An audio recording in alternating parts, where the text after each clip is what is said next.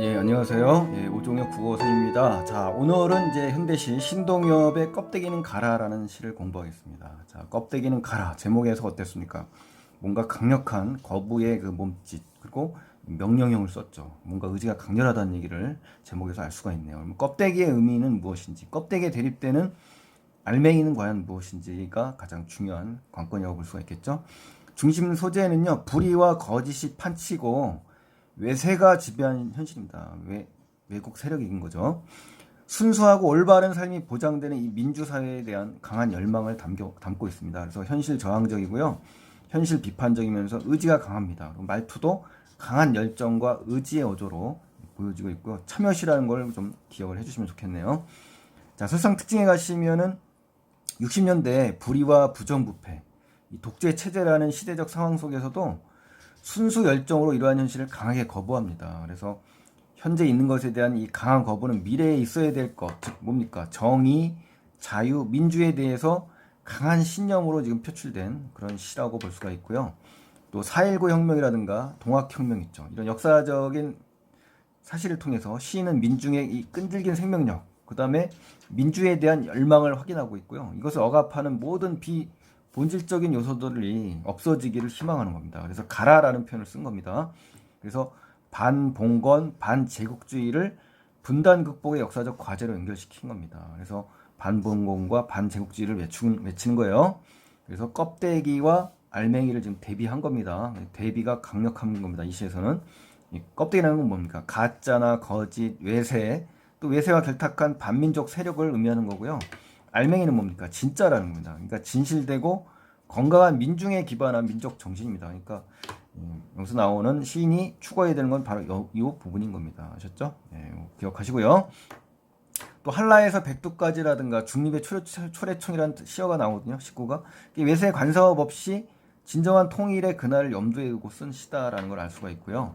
껍데기는 가라가 지금 굉장히 6번 반복되거든요. 그러니까 명령어가 반복된다는 것은 껍데기에 해당하는 현실 상황에 대해서 화자는 뭐 하는 거다?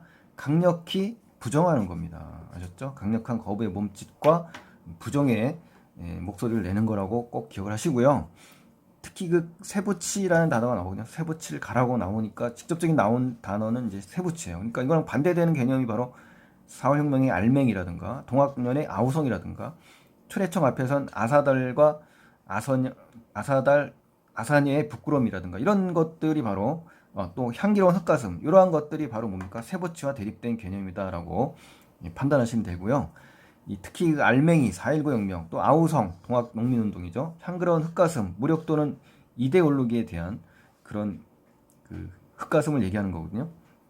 그러니까 결국 뭐냐면은 부정과 불의에 맞선 이러한 역사적인 사건들을 잘 그려낸 거다라는 거죠. 그러니까 역사적 사건들을 형상화한 것이다라는 거죠. 아우성, 향그랑 흙가슴, 알맹이가요. 맞죠? 예.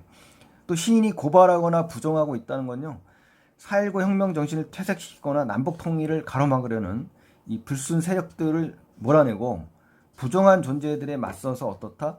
순수한 정신. 아주 중요한 게 이제 알맹이가 바로 이거죠. 순수한 정신. 그러니까 껍데기는 가라는 얘기는 뭡니까? 이건 나무라는 얘기니까 순수한 정신을 회복시키려고 하는 그런 의도가 담겨 있다라고 꼭 기억을 해주시기 바랍니다. 자, 그럼 이제 시 자체 내용을 한번 볼까요?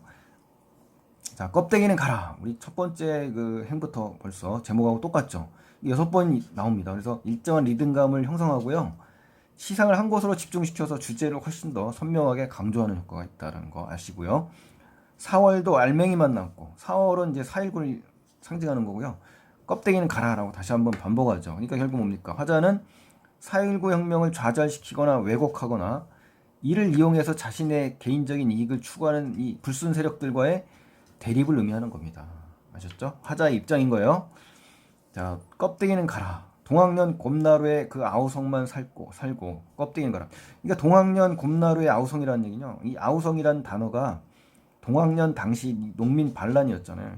이 내세웠던 뭡니까? 반봉건, 봉건주의에 반대하는 거예요. 또 반외세, 당시 그 외세에 대해서 반대한다는 얘기입니다. 그래서 그거에 대한 강력한 의지를 담고 있는 그런 시어다라는 것을 꼭 기억하시기 바랍니다.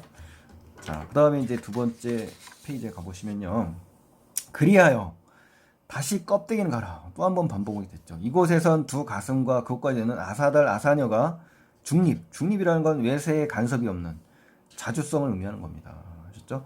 초래청은 이제 혼례를 치르는 대청이잖아요. 그러니까 그 앞에 서서 부끄러움을 빛내며 맞절을 할지니, 맞절을 한다는 얘기는요, 우리 어떤 걸 의미합니까? 그러니까 민족의 진정한 화해와 통일을 상징하는 겁니다. 그러니까 외세의 관섭 없이 자주 통일과 자주적인 화해를 의미하는 거겠죠.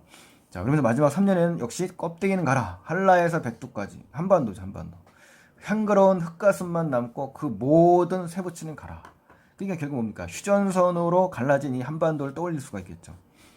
그리고 통일이라는 이 민족적 과제를 독자에게 일깨워 주는 거고요. 껍데기와 알맹이 이 대립, 그죠? 대비라고 할 수도 있고요. 대립을 통해서 쇠붙이와 향기로운 흙가슴으로 대립으로 구체화됩니다. 그래서 이 부분을 잘 기억하시고요. 자, 향기로운 흙가슴이 의미하는 바는요, 만물의 생명을 불어넣는 삶의 문명이라고도 할 수가 있고요. 평화라든가 순결 등 따스한 이 휴머니즘, 이것이 담겨 있는 겁니다. 그래서 민족의 자주적인 평화 통일의 꿈을 의미하는 거고, 또 부드러운 생명의 문화로 말할 수가 있다는 거, 이러한 상징적 의미 한번 정리해 보시면 좋을 것 같고요. 쇠붙이라는 건 뭡니까? 딱딱하고 차갑죠. 이 죽음의 의미, 죽음의 문명을 의미하는 거고요. 무기나 무력 같은 이 힘의 논리, 평화가 아닌 거죠. 그래서 이런 냉전, 당시의 냉전 세력을 얘기하는 겁니다. 미국과 소련, 이런 냉전 세력이고, 남과 북의 군사적 대립, 군비 경쟁, 이 비인간적인 휴머니즘이 아니라 이 비인간적인 산업사회의 이 물질 문명을 상징하는 겁니다. 그래서 이 흙가슴과 쇠붙이가 대립이 되고 있다. 요거 반드시 정리를 해주시면 좋겠습니다.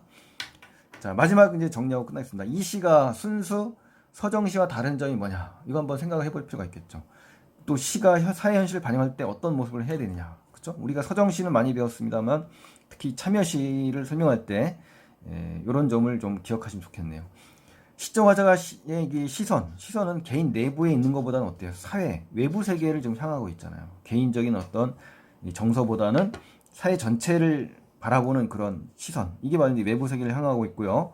이 시가 예술의 한 장르잖아요. 그러니까 이런 걸 생각할 때 시를 시답게 하려는 고유의 미적 장치가 좀 필요하죠. 그죠? 그러면서 이 시의 어떤 기본적인 특성 등이 필요하면서 이 외부 세계를 담게 되면서 참여시가 되는 겁니다. 아셨죠? 자, 그래서 오늘은 신동엽 시인의 껍데기는 가라라는 현실 저항시를 공부했고요. 복습을 좀 하시고요. 질문 사항 있으면 댓글 남겨주시면 좋겠습니다. 그리고 구독 안 하신 분들은 구독 버튼 눌러주시고요. 댓글 부탁드리겠습니다. 고맙습니다. 감사합니다.